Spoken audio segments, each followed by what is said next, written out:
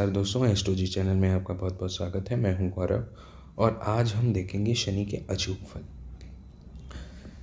देखिए, शनि एक ऐसा ग्रह है कि यदि आपकी कुंडली में उच्च का होगा तो वह आपको बहुत ही उन्नति प्रदान करता है, पर यदि वही ग्रह अगर नीच का हो जाता है तो आपकी ज़िंदगी में बहुत ही त्रास, बहुत ही ज़्यादा संघर्षशाली जीवन बना देता है। तो इस वीडियो में हम ये जानेंगे कि शनि किस भाव में बैठा होगा तो वो अपना क्या प्रभाव आपकी कुंडली पे डालता है। इस बारे में हम काफ़ी सूक्ष्मता से जानने की कोशिश करेंगे। देखिए, शनि शनि की दृष्टि जो है अपने घर से सर्वथा हानि ही करती है। जैसे कि हम जानते हैं, शनि की 3 दृष्टियाँ होती हैं, तीसरी, 7वीं, 10वीं, और वह जिस भी भाव पे बैठता है वहाँ से अपनी ये तीनों दृष्टियाँ अलग अलग घर पे डालता है। देखिए, उसी तरीके से दूसरे पॉइंट पे अगर हम देखें तो 6वें, 8वें और 12वें भाव का शनि जो है कारक ग्रह माना गया है। मतलब 6वें, 8वें और 12वें भाव में होगा तो वहाँ शनि आपके लाभ प्रदान करेगा। 6वां जैसे कि शत्रु का भाव होता है, 8वां रोग का स्थान माना गया है और 12वां व्यय का मतलब खर्च का स्थान माना गया है। देखिए, तीसरे पॉइंट पे दूसरे पॉइंट को देखिए स्पेसिफाई भी कर रहा है कि जब शनि 8वें भाव में होगा तो वह इंसान को धनाधिपति बनाता है, और अगर वहीं नीच का हुआ, मेष राशि का हुआ या फिर वृश्चिक राशि का हुआ तो वो नीच का हो जाएगा। शत्रु के स्थान पर बैठकर नीच का हो जाने के कारण वह करोड़ों की संपत्ति आपको प्रदान करता है। देखिए, अगर हम लोग चौथा पॉइंट देखते हैं तो कोई भी कुंडली है और उसका लग्न का स्वामी मीन, मकर, तुला व कुंभ राशि का है और लग्न पे शनि भी आकर बैठ जाता है, तो इन परिस्थितियों में इंसान जो होता है वो चिंताशाली होता है, पर सुखी होगा और अपना आगे चल के नाम भी ख्याति करेगा। भाग्य जो होता है उसका मंद गति से धीरे धीरे उसका भाग्योदय होगा। देखिए, अगर हम 5वें पॉइंट पे देखते हैं तो शनि 9वें या 10वें भाव में होगा तो वो राजयोग बनाएगा।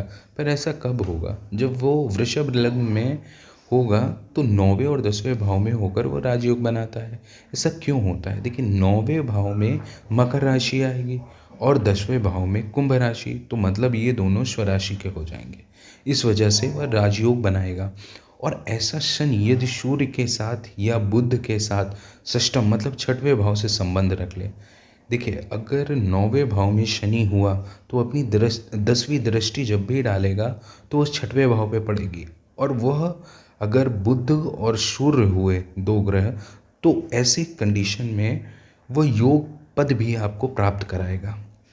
और संयोग से अगर जन्म राशि मकर या कुंभ की होती है तो जब भी ढैया या साढ़े साती आती है तो वह उतना अनिष्ट नहीं करती है। ऐसा इस वजह से होता है क्योंकि राजयोग कारक ग्रह जितने भी होते हैं वे प्रारंभ में लाभ पद में होते हैं। यदि कुछ भी अनिष्ट उनको मिलता है तो वह दशा के अंत में होता है।